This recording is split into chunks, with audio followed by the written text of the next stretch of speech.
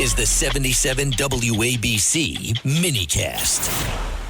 I'm looking at Mike Lawler here speaking yesterday. You know, Mike, I consider Mike one of my dearest friends, and I know he feels the same. I don't like it when I wake up in the morning and I see people hammering Lawler on Twitter. Last week it was, he's all for amnesty. We know that's not true, but they were killing him.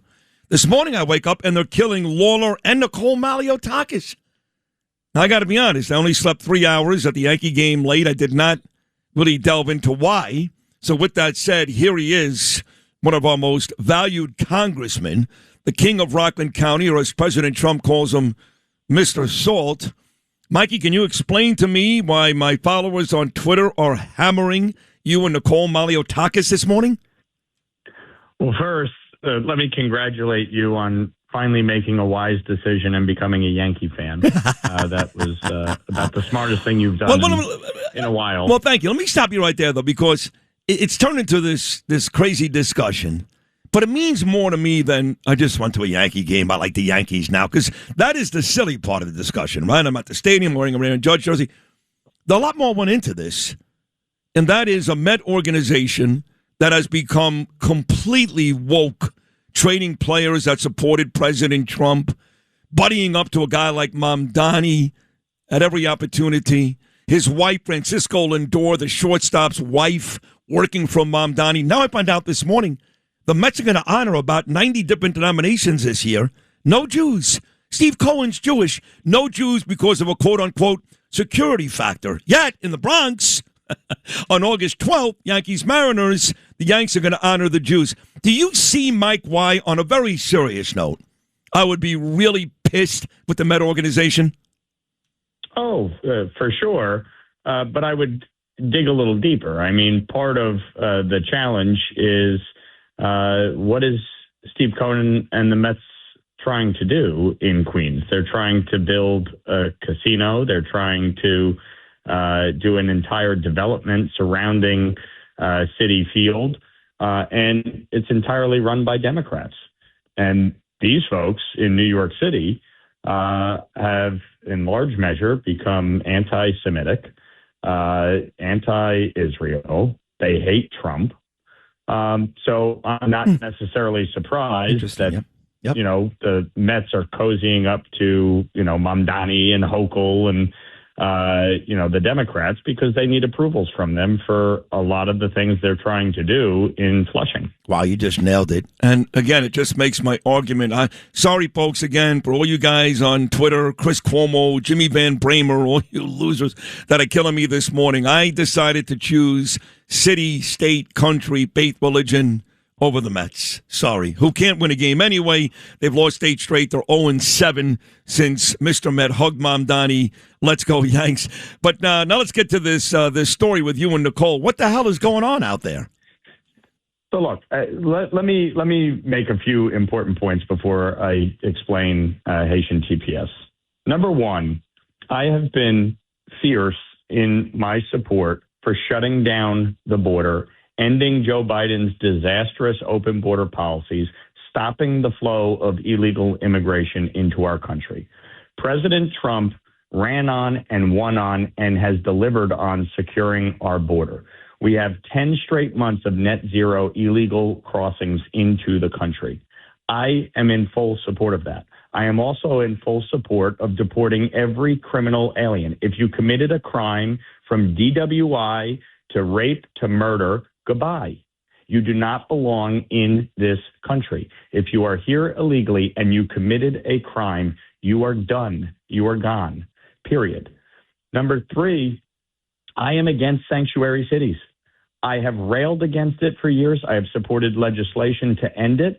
And I blocked Rockland County from becoming a sanctuary city when one of my Democrat opponents for Congress tried to pass a bill through the county legislature. We killed it because I do not believe sanctuary jurisdictions are lawful, and I do not believe they should exist anywhere in America. Local authorities should fully cooperate with federal immigration officials. I'm against the drug cartels. I supported President Trump's decision to label them narco-terror states. That's exactly what they are, and they should be taken out. When you look at all of the immigration policies, I have fully supported funding ICE and CBP.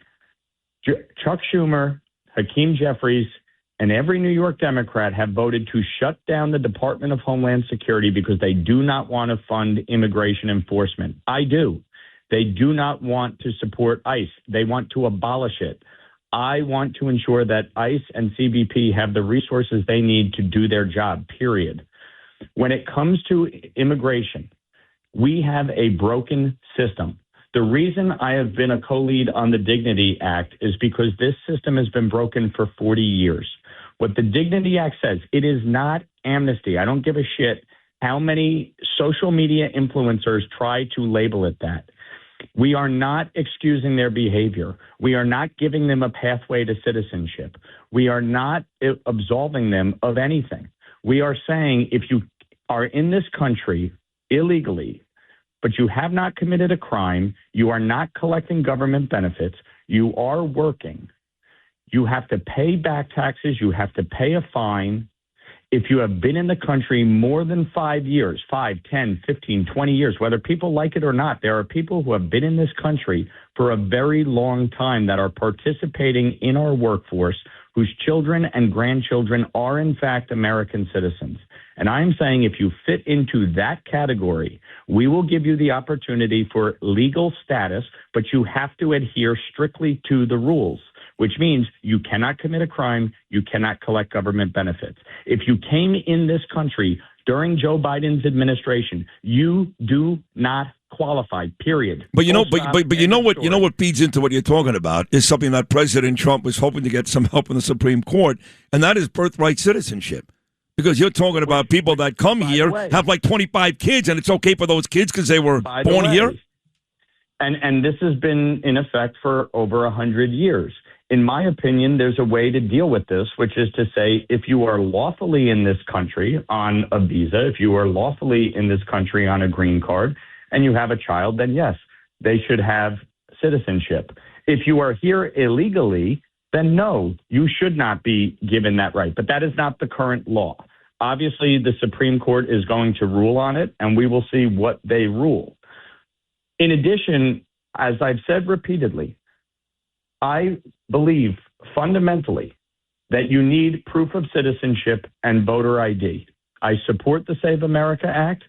You should not be voting in our elections if you are an illegal immigrant. Only citizens should be voting in our elections. New York Democrats tried to pass a law in New York City to allow illegal immigrants to vote in New York City elections. Nicole Malliotakis, myself, and other Republicans took them on. We sued. We went to court. We won. Even in corrupt New York, we were able to stop that from happening. Now, when it comes to the Haitian community, TPS is a lawful status. It is temporary protected status. Temporary is the key word, and I agree with that. It should be temporary. However, in the case of Haiti, you have had numerous natural disasters, earthquakes, hurricanes. You've had political instability, the assassination of their president. You have gangs running the country. You have drug trafficking, guns flowing from Miami into Haiti. You have people being kidnapped in the streets.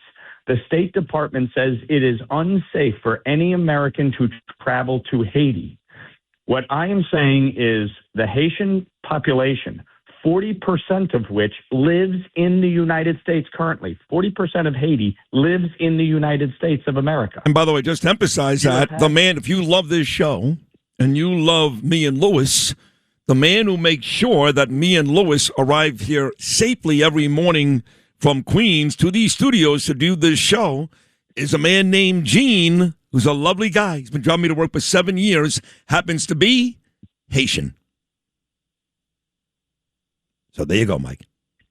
Yeah, and so you have a situation where many Haitians have been in this country lawfully, for 15 years.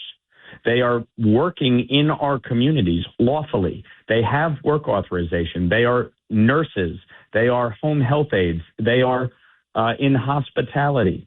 they are involved in the IDD community or nursing homes, taking care of our seniors. They're good people. If you end TPS without continuing work authorization while their immigration case is being adjudicated, because what would happen is, let's say TPS ended today, there would be a 6-month process by which their immigration case would be adjudicated. I had asked the administration, okay, yes, I agree. President Trump has the right not to extend TPS. He has the right to end it.